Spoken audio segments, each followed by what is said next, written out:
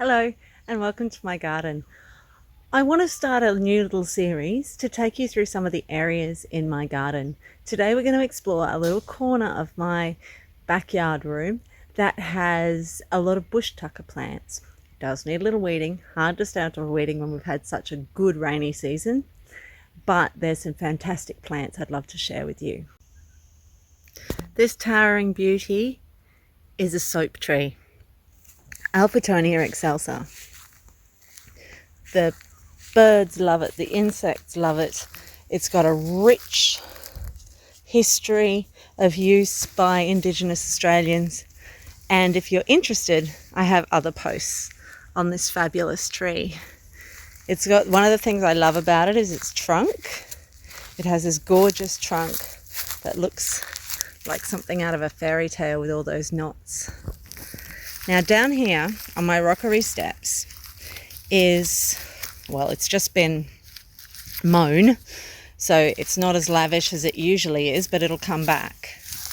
This here is a native violet, Viola banksii, and those beautiful little flowers there are edible, as are the kidney-shaped leaves. It makes a great lawn alternative for parts of a rockery or something where it's hard to get a lawnmower in. I think my partner just got a little too enthusiastic with the lawnmower this time round and mowed areas he didn't need to. Over here, around the edges of the rockery, you can see the beautiful Commelina diffusa or Commelina cyanea, depending on which herbarium you're talking to. That's an edible bush tucker. You can eat the leaves and the flowers. It offers great habitat for lots of different animals, and it's ground cover. Up here we have the lovely midgeonberry bush. Now I don't get many midgeonberries, but that's because the animals beat me to it. I've got these plants right near our bird bath, which needs a refill by the looks, because when the birds splash, they give everything a little shower of water. Also over here is a volunteer, which is very welcome. This here is a scrambling lily, and it also has edible berries, although they really taste like grass. But it's a great scrambler and climber.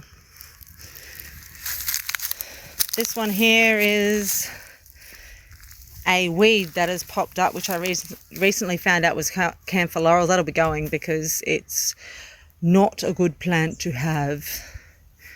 It's the berries are spread by birds and it's highly invasive. Down here we've got prickly divisia, which is very prickly, but it also offers great habitat for small birds when it gets bigger. Not a very convenient spot in the garden. I don't know whether that'll be moved. Over here we have a tiny little variegated mother of herbs, Plectranthus amboinicus, which is edible. And here, one of my pride and joys is this lovely lemon myrtle, harvested frequently, still insists on growing with that lovely habit. Behind the lemon myrtle, in a shady position because it likes that, is my lemon sherbet coleus, Coleus bellis, which is a very rare plant, only found naturally on the slopes of Mount Carbine in North Queensland. Beside it, this lovely, lovely grass is well, it looks like a grass, not really a grass, is another rare plant. It's Dianella atraxis from North Queensland, and it gets these gorgeous purple berries. Look at the colour on that. Anyway, they get eaten by the animals too.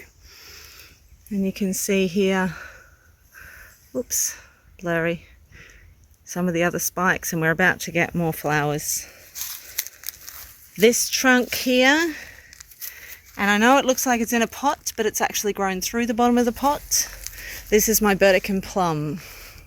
And when it's mature, and it's not yet, they're huge trees, it will produce plums, Burdekin plums. across the stairs, and now we come to the lemon scented tea tree, Leptospermum petersonii. And if you crush these beautiful feathery leaves, you get the most delicious lemon scent. So I've got lemon myrtle, lemon coleus, and then this lemon. There's a lot of lemon here, but it's lovely for the children. Over here is a plant that I simply adore having in view. This is a native mulberry, Pipturus argenteus, and this produces edible fruit, which we like. The children love to forage this tree, but also the birds love to forage it, and we get so many regular visitors to this tree. As we go down, they've got a couple more lemon scented tea trees because they do make a nice hedge, and we were trying to cover up the side of that shed because we need the shed, but it's not that pretty to look at. And then this massive monstrosity, which was not very big when it was planted, is an umbrella cheese tree. And yes, you heard me correctly, cheese tree. You can see the beautiful big leaves.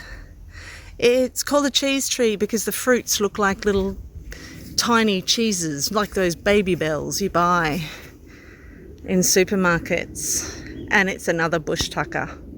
So I'll leave it there today. Thanks for watching.